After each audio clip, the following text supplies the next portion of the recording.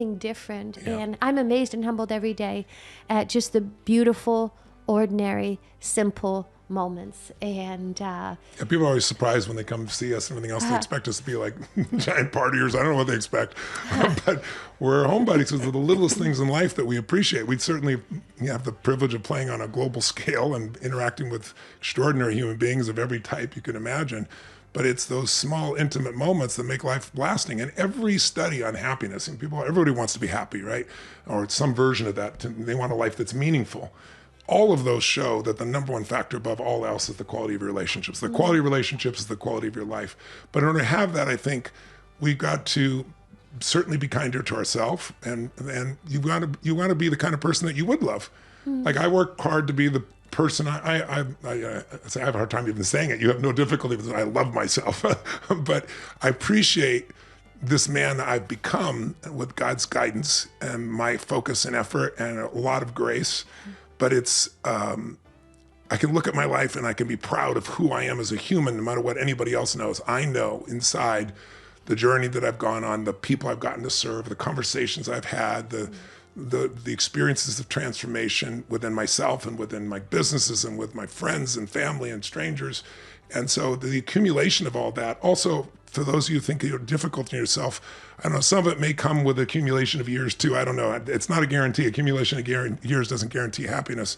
But I think there's a place for those of us who've been wired for contribution, wired for achievement, where there's a point where you finally have to plant the flag and say, okay, we've won this thing.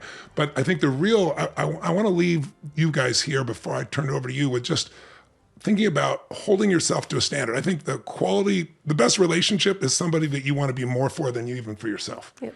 I don't think that's a bad thing. I think one of the beautiful things about human beings is that we'll do more for others we care about than we will for ourselves. I think that's the humanity in humans. That's the beauty and the best part of us. And so you got to be worthy of that. And one way to do that is kind of set a standard for yourself. It's like in life or in business. What you don't measure doesn't get better, right? If you're going to make a business happen, it's no management if there's no measurement. So one of the things that I measure is I ask myself consciously over the years, and now it's pretty much automatic for me, but what level of love is this? And so I look at love as like 4 dimensions. I look at it as the first dimension is like baby love. And when I say that, I don't mean the love that you have for your baby. I mean a person whose standards are the love of a baby. Because the babies, if I said, are babies loving? We all go yes, and especially with our daughter, we feel that completely. No question about it. She's right over there peering through the glass right now. I'm being so good.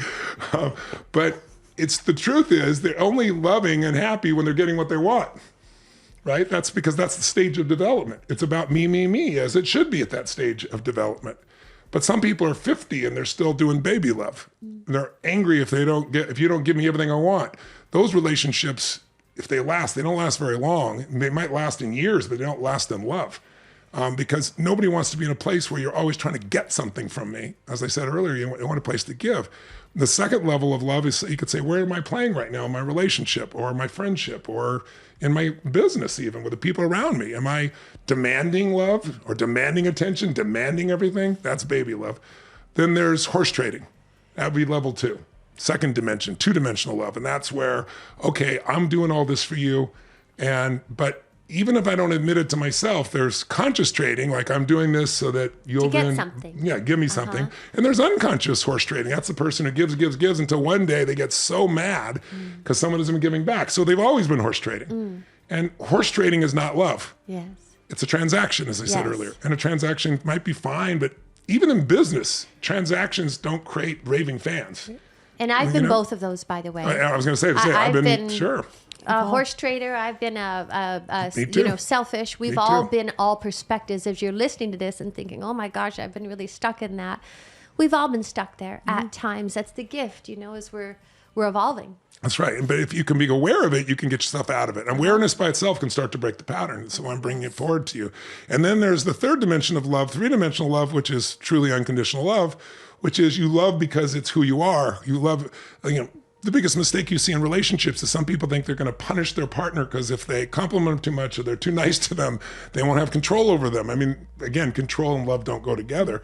But when you withhold love, the person you always hurt is yourself. So very often you said earlier about, expressing love. You might express love to this person, they never give it back to you, but it comes back all around you in the other places because it becomes who you are. Yes. And other people whose hearts are open or are beginning to open will respond to you. And then the fourth level of love is loving someone even who's hurting you. Now, that doesn't mean you stay in a relationship like that with someone who's hurting you, but it means that you don't let them harm you. You don't stay in the environment, but you don't hate them. We know the Dalai Lama quite well, and I've spent some wonderful time with him. And he's such a beautiful soul with his humor and his laughter and his kindness. But I mean, imagine someone taking your heritage, taking your country, and also, trying to kill you. And he still prays for the soldiers, not like, oh, I'm so much better than they are. Like he wants to be free of the guilt. He wants them to have joy in their hearts. Yes. Mother Teresa certainly did that. Nelson Mandela, one of the greatest human beings I ever had the privilege of meeting, to be able to take the people that imprisoned him for a quarter of a century and try to enter their world, enter their shoes. And what are they thinking? What are they feeling? We have a chance to touch people. I just got back from my aunt's funeral, and every person that got up to speak, I was so struck by what we all know, but we forget. It's like the littlest things we do touch other people. The littlest kindness, the littlest caring, the little bit of laughter, the little bit of focus and attention. And I just think in this month of Valentine's, maybe expand beyond Valentine's and say, where am I playing in my relationships? Level 1, 2, 3, or 4. Not beat yourself up, but if it's 1 or 2, it's time to step up. And that takes a little courage. It takes a little vulnerability. It takes some faith. But if you can, we're not all Mother Teresa. We're not all Nelson Mandela, but we all have the capacity.